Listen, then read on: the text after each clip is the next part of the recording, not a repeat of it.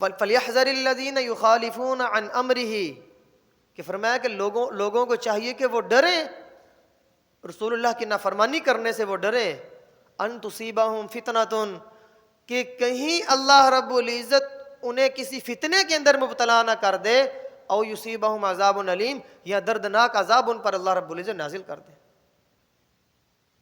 پھر ایک اور آیت ہے وَمَن يُشَاقِقِ الرَّسُولَ وَمَن يُشَاقِقِ الرَّسُولَ مِن بَعْدِ مَا تَبَيَّنَ لَهُ الْهُدَى۔ آج ہم لوگوں کو پورے دین کی طرف دعوت دیتے ہیں، ہم کہتے ہیں اللہ کے حکم سارے زندہ ہو جائیں اور رسول اللہ کی ساری سنتیں زندہ ہو جائیں۔ لوگ تو ایک ایک سنت کے پیچھے لڑ رہے ہیں نا، لیکن جو 1,24,000 نبیوں کا عمل، سنت عمل دعوت والا کام، اس کے لیے کوئی لڑائی نہیں ہوتی، ایک ایک سنت کے پیچھے بحث و مباحثے ہو رہے ہیں۔ تمام برائیوں کی جڑ رسول اللہ کی نافرمانی، کہ آپ صلی اللہ علیہ وسلم کی نافرمان جب انسان ہوتا ہے تو اللہ کی طرف سے اس کی مدد ہٹ جاتی ہے۔ جس انسان سے اللہ رب العزت کی مدد ہٹ گئی رسول اللہ کی نافرمانی کی وجہ سے، پھر اس کا کوئی حال نہیں ہے، اللہ کی توفیق ہی نہیں اسے ہو رہی نیک اعمال کرنے کی۔ اس لیے فرمایا فَلْيَحْذَرِ الَّذِينَ کہ لوگوں کو ڈرنا چاہیے اس بات سے کہ وہ رسول اللہ کی نافرمانی کریں، ان تصیبہم کہ اللہ رب العزت ان کے اوپر کوئی فتنے کے اندر اللہ پاک ان کو مبتلا کر دے، او یصیبہم عذاب علیم یا کوئی دردناک عذاب اللہ پاک ان کے اوپر لے آئے۔ اس لیے ہمیں اس بات سے بچنا چاہیے۔ اور ایک حدیث پاک کے اندر فرمایا رسول اللہ صلی اللہ علیہ وسلم، حضرت ابو ہریرہ سے روایت ہے، ان رسول اللہ صلی اللہ علیہ وسلم قال، رسول اللہ صلی اللہ علیہ وسلم نے فرمایا کل امتی یدخلون الجنہ کہ میری ساری کی ساری امت یہ جنت میں داخل ہوگی، الا من ابا مگر جس نے انکار کیا۔ قالو صحابہ نے عرض کیا ومن یابا یا رسول اللہ، جس نے انکار کیا اس سے کون مراد ہے؟ من ابا آپ نے کہا ہے کہ سارے جنت میں جائیں گے جس نے انکار کیا، اب جس نے انکار کیا اس سے کون مراد ہے؟ رسول اللہ نے فرمایا من اطاعنی دخل الجنہ، جس نے میری اطاعت کی وہ جنت میں داخل ہوگا، ومن عصانی اور جس نے میری نافرمانی کی، فقد ابا وہ انکار کرنے والا ہے، جس نے نافرمانی کی وہ انکار کرنے والا ہے۔ تو اس لیے اب یہاں رسول اللہ صلی اللہ علیہ وسلم اس آدمی کو جنت کے داخلے سے استثناء کر رہے ہیں، نکال رہے ہیں باہر، کہ جو آدمی رسول اللہ کا نافرمان ہے۔ اب بات سامنے واضح کھلی ہوگی۔ تو آج ہم دیکھیں ہماری زندگی میں رسول اللہ صلی اللہ علیہ وسلم کی کتنی سنت اعمال زندہ ہیں، ہمارے بولنے چالنے میں، ہمارے رسم و رواج کے اندر، ہماری شخصیات کے اندر، ہمارے بدن کے اندر رسول اللہ کی کتنی سنتیں زندہ۔ کیا ہماری شکل و صورت رسول اللہ کی طرح ہے؟ کیا ہمارا رہن سہن رسول اللہ کی طرح ہے؟ کیا ہمارا لباس رسول اللہ کی طرح ہے؟ کیا ہماری تجارت رسول اللہ کی طرح ہے؟ میرے محترم بھائیو، اگر نہیں ہے تو پھر اپنی خیر منانی چاہیے، فکر کرنی چاہیے اس بات کی کہ ہم رسول اللہ صلی اللہ علیہ وسلم کا نام تو لیتے ہیں لیکن ہم اطاعت نہیں کر رہے رسول اللہ صلی اللہ علیہ وسلم کی۔ اب صاف واضح طور پر کیا فرما رہے آپ صلی اللہ علیہ وسلم؟ صحابہ نے پوچھا کہ آپ نے فرمایا کہ سارے لوگ جنت میں داخل ہوں گے الا من ابا مگر جس نے انکار کیا، اب اس سے کون مراد ہے؟ فرمایا من اطاعنی دخل الجنہ، جس نے میری فرما برداری اختیار کی وہ جنت میں داخل ہوگا، اور جس نے میری نافرمانی کی وہ انکار کرنے والا ہے میرا۔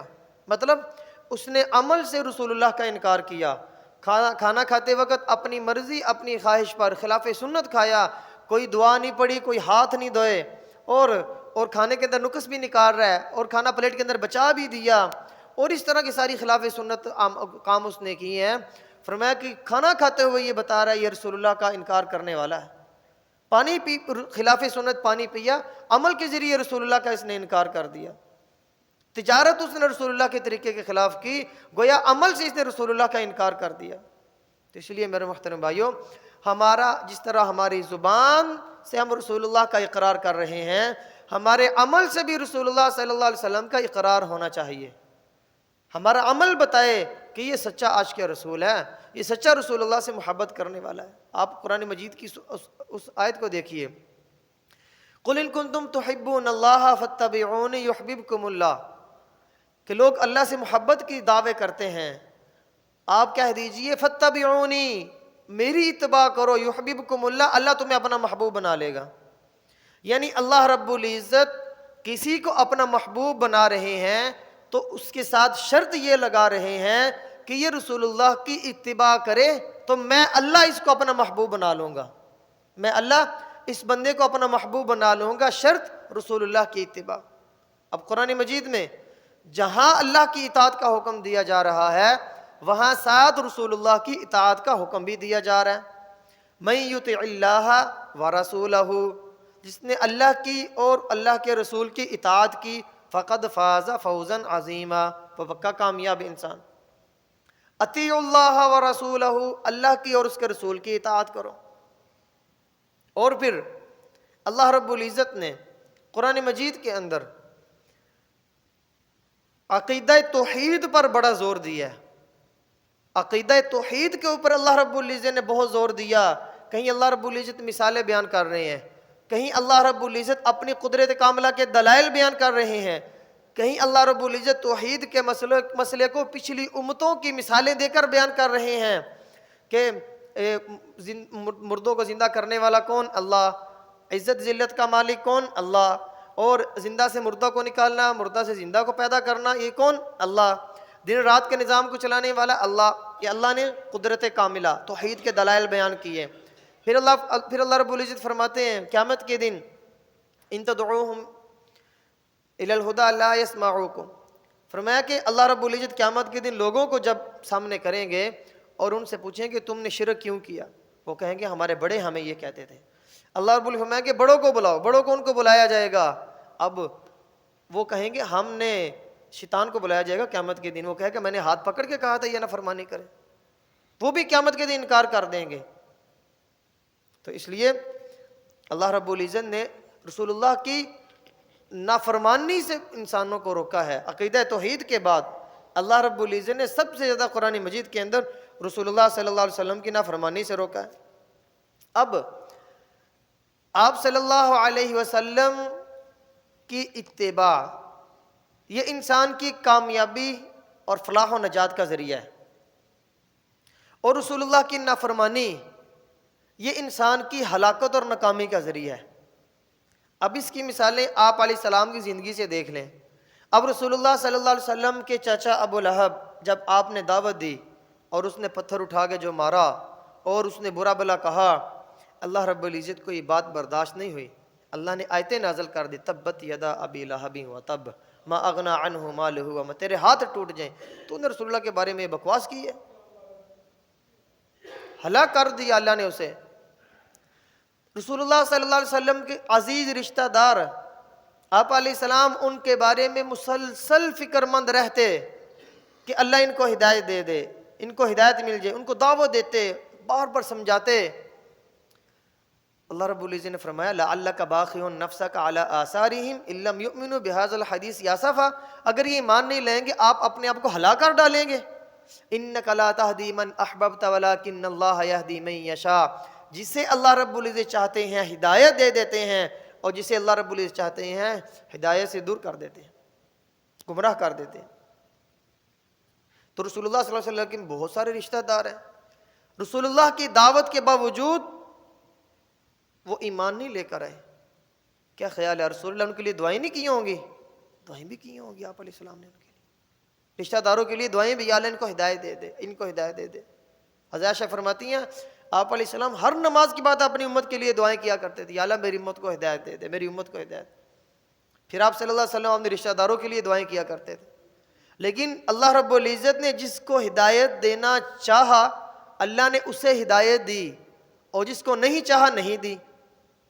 اس لیے بعض لوگ اعتراض کرتے ہیں نا، اور تبلیغ نہ کی کر لیا ہون تک پوری دنیا تے جاندے نے دعوت والا ویکھا ایک بندہ رشوت نہیں چھڑ رہا، یہ اس طرح کی باتیں ہیں۔ بھائی آپ علیہ السلام کے عزیز رشتہ دار خاندان کے قریبی بالکل وہ ایمان نہیں لے کر آئے۔ ہدایت اللہ رب العزت کے ہاتھ کے اندر ہے، کوشش آپ علیہ السلام نے کی، اور کوشش ہمارے بھی ذمہ ہے، کوشش ہمارے بھی ذمہ ہے۔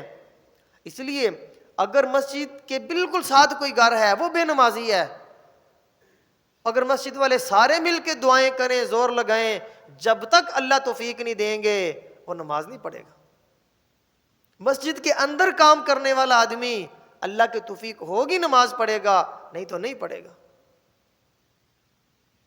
آپ حضرت نوح علیہ السلام، اللہ رب العزت نے ان کی قوم کو ہلاک کر دیا، 80-82 لوگ مسلمان ہوئے، 950 سال دعوت دی انہوں نے۔ وَلَقَدْ أَرْسَلْنَا نُوحًا إِلَىٰ قَوْمِهِ فَلَبِثَ فِيهِمْ أَلْفَ سَنَةٍ إِلَّا 50 عاما، 50 کم 1000 سال دعوت دی، 80-82 لوگ مسلمان ہوئے۔ اور نافرمانوں میں نوح علیہ السلام کا بیٹا، اب آسمانوں سے پانی برسا، زمین کے روئے روئے سے پانی نکلا، حتیٰ اذا جاء امرنا وفارت النور، اللہ پاک فرماتے تنور جو لکڑیاں جلانے کی جگہ ہوتی ہے، روٹیاں لگائی جاتی ہیں اس میں سے پانی ابلنا شروع ہو گیا۔ اب نوح علیہ السلام کا بیٹے سے مکالمہ ہو رہا ہے، بیٹے کو کہہ رہے ہیں کہ بیٹا، اس کو دعوت دے رہے ہیں کہ تو اللہ کے نافرمانی سے باز آ جا اور اللہ کے نبی کی نافرمانی سے باز آ جا، کشتی کے اندر سوار ہو جا، مطلب کلمہ پڑھ لے۔ اب بیٹے کو اللہ نے ہدایت نہیں تھی دینی اور وہ عذر کر رہا ہے، آگے سے عذر کرتا جا رہا ہے، نہیں جی میں اوپر چڑھ جاؤں گا، میں بچ جاؤں گا۔ جب اس نے ہٹ درمی اختیار کر لی اور اس نے نہیں تھا ایمان لانا، وحال بینہم الموج، نوح علیہ السلام نبی کے سامنے اللہ رب العزت نے ان کے بیٹے کو غرق کر دیا۔ وحال بینہم الموج، ایک بڑی موج آئی، فکان من المغرقین، اللہ نے اسے غرق کر دیا۔ کیا تھا؟ نوح علیہ السلام کا بیٹا، کیا انہوں نے اپنے بیٹے کے لیے دعائیں نہیں کی؟ بڑی دعائیں کی، لیکن اللہ رب العزت نے بعد میں ڈانٹ بھی دیا۔ جب نوح علیہ السلام نے کہا کہ یا اللہ، یہ تو میرا رشتہ دار ہے، اس کو بھی آپ نے ہلاک کر دیا ہے، میرے بیٹے کو بھی آپ نے ہلاک، کنعان اس کا نام تھا، یا اللہ میرے بیٹے کنعان کو بھی آپ نے ہلاک کر دیا۔ اللہ کی طرف سے ڈانٹ آ گئی، یا نوح انہ لیس من اہلک، یہ تیرے اہل میں سے نہیں ہے۔ یا اللہ کیوں؟ وجہ انہ عمل غیر صالح، اس کے اعمال اچھے نہیں، اس کا تعلق تیرے ساتھ نہیں ہے۔ اب یہ آیت بتا رہی ہے کہ رسول اللہ صلی اللہ علیہ وسلم کے ساتھ تعلق والا قیامت کے دن وہی شخص ہوگا جس کے اعمال اچھے ہوں گے۔ اس لیے رسول اللہ صلی اللہ علیہ وسلم نے فرمایا قیامت کے دن میں حوض کوثر پر اپنے امتی ان کو پانی پلا رہا ہوں گا، اور کچھ گروہ آئے گا، لوگ آئیں گے تو فرشتے درمیان میں آڑ بنا دیں گے، میں انہیں کہوں گا ان کو کیوں روکا جا رہا ہے، یہ میرے امتی ہیں، ان کو آگے آنے دو، اور میں کچھ ذرائع سے پہچان جاؤں گا یہ میرے امتی ہیں، میں کہوں گا ان کو آگے آنے دو، ان کو۔ فرشتے آگے سے جواب دیں گے یا رسول اللہ، انہوں نے آپ کے جانے کے بعد دین کے اندر نئی نئی چیزیں پیدا کر دی اور ان کو اسلام کا حصہ سمجھتے تھے، دین کے اندر نئی بدعات پیدا کر دی اور ان کو اسلام کا حصہ سمجھ کر اس کو کر رہے تھے، یہ وہ لوگ ہیں۔ پھر رسول اللہ صلی اللہ علیہ وسلم فرمائیں گے ہاں ہاں ان کو دور کر دو، ان کا میرے سے کوئی تعلق نہیں، ان کو دور کر دو، ان کا میرے سے کوئی تعلق نہیں۔ آج ہم دیکھ لیں کہ ہماری زندگی کے اندر رسول اللہ صلی اللہ علیہ وسلم کی کتنی سنتیں زندہ ہیں، کتنی سنتیں زندہ ہیں۔ اس لیے ہمیں اس کی بھی فکر کرنی چاہیے کہ ہماری زندگی کے اندر آپ صلی اللہ علیہ وسلم کی سنتیں زندہ ہوں، بس زندگی کا تھوڑا سا رخ بدلنا ہے، رخ کو پلٹنا ہے، اور کچھ نہیں ہے۔ ہر عمل کو کرتے ہوئے انسان دیکھے یہ رسول اللہ نے بھی کیا ہے اور میں نے بھی کرنا ہے، اس نے کچھ نہ کچھ کوشش کے بقدر اس میں سنت کو زندہ کر دے، کوشش کے بقدر سنت کو زندہ کرے گا، کمی کوتاہی اللہ رب العزت معاف کر دے گا، لیکن ہم کوشش بھی نہیں کرتے۔ اور رسول اللہ کی ایک ایک سنت زمین اور آسمان سے زیادہ قیمتی ہے، ایک ایک سنت زمین آسمان سے زیادہ قیمتی ہے۔ اور جب انسان کے پاس آپ صلی اللہ علیہ وسلم کی زندگی کے بارے میں معلوم ہو جائے، علم آ جائے کہ رسول اللہ کا یہ عمل ایسے تھا، یہ ایسے تھا، یہ ایسے تھا، پھر اللہ رب العزت حکم کیا دے رہے ہیں، وَمَا كَانَ لِمُؤْمِنٍ وَلَا مُؤْمِنَةٍ، کسی مومن مرد اور کسی مومن عورت کو کوئی اختیار نہیں. اذا قضى اللہ ورسولہ امرا ان یکون لہم الخیارہ، جب اسے پتہ لگ جائے کہ رسول اللہ صلی اللہ علیہ وسلم کا اس بارے میں یہ عمل تھا، یہ عمل تھا، اس کو کوئی اختیار نہیں ہے وہ اپنی مرضی یہاں کرے. ان یکون لہم الخیارہ، اس کے لیے کوئی اختیار باقی نہیں رہتا. رسول اللہ صلی اللہ علیہ وسلم کی زندگی کا علم ہو جانے پر پھر وہ انسان اپنا کوئی اس میں عمل کرے. اور آگے فرمایا وَمَن يَعْصِ اللَّهَ وَرَسُولَهُ، جس نے اللہ اور اس کے رسول کی نافرمانی کی، پتہ لگ گیا یہ کام ہے، رسول اللہ کا یہ عمل ہے، نافرمانی کی، فَقَدْ ضَلَّ ضَلَالًا مُبِينًا، تو فرمایا کہ وہ صریح گمراہی میں مبتلا ہو گیا. سورۃ الاحزاب کی آیت نمبر 36 ہے. وہ کتنی سخت بات ہے، کوئی بات پیچھے رہ نہیں گئی کہ انسان رسول اللہ کی نافرمانی کرے، اس کے لیے کوئی عذر باقی نہیں رہ گیا. آج ہم دیکھیں کیا ہماری زندگی میں یہ چیزیں ہیں. اس لیے رسول اللہ کے جب ہمارے سامنے عمل آ جائے، آپ علیہ السلام کا یہ عمل تھا، سر خم تسلیم، آنکھیں بند کر کے انسان اس پر عمل کرنا شروع کر دے. جس طرح میں نے پچھلے جمعے کے اندر اتباع مصطفیٰ کے اوپر بڑی مثالیں دی، بڑی عجیب عجیب مثالیں دی صحابہ کی میں نے، کیسے وہ رسول اللہ کی آواز پر لبیک کہنے والے تھے تو اللہ نے ان کو چپکا دیا. آج ہم طویلیں کرتے ہیں، اللہ نے ہمیں پیچھے کر دیا. اس لیے رسول اللہ صلی اللہ علیہ وسلم کی زندگی انسان کی زندگی میں ہوگی، اللہ کو یہ محبوب ہوگی. جب اللہ کو محبوب ہوگی، اللہ رب العزت دنیا کو بھی جنت بنا دیں گے اور جنت کے فیصلے لکھ دیں. اس لیے فَلْيَحْذَرِ الَّذِينَ يُخَالِفُونَ عَنْ أَمْرِهِ، کہ فرمایا کہ لوگوں کو چاہیے کہ وہ ڈریں، رسول اللہ کی نافرمانی کرنے سے وہ ڈریں. أَن تُصِيبَهُمْ فِتْنَةٌ، کہ کہیں اللہ رب العزت انہیں کسی فتنے کے اندر مبتلا نہ کر دے، او یصیبہم عذاب علیم، یا دردناک عذاب ان پر اللہ رب العزت نازل کر دے. پھر ایک اور آیت ہے وَمَن يُشَاقِقِ الرَّسُولَ وَمَن يُشَاقِقِ الرَّسُولَ مِن بَعْدِ مَا تَبَيَّنَ لَهُ الْهُدَى. آج ہم لوگوں کو پورے دین کی طرف دعوت دیتے ہیں. ہم کہتے ہیں اللہ کے حکم سارے زندہ ہو جائیں اور رسول اللہ کی ساری سنتیں زندہ ہو جائیں. لوگ تو ایک سنت کے پیچھے لڑ رہے ہیں نا، لیکن جو 1,24,000 نبیوں کا عمل، سنت عمل، دعوت والا کام، اس کے لیے کوئی لڑائی نہیں ہوتی. ایک سنت کے پیچھے بحث و مباحثے ہو رہے ہیں. 1,24,000 نبیوں کا جو عمل ہے، دعوت والا عمل جو اللہ نے جگہ جگہ قرآن میں ہمارے ذمہ لگایا ہے، اس کے لیے کوئی لڑائیاں نہیں کرتے ہیں، کوئی بحث و مباحثہ نہیں کرتا، کوئی کسی کو غصے نہیں ہوتا. اور ایک سنت پیچھے جناب لڑائیاں ہو رہی ہیں.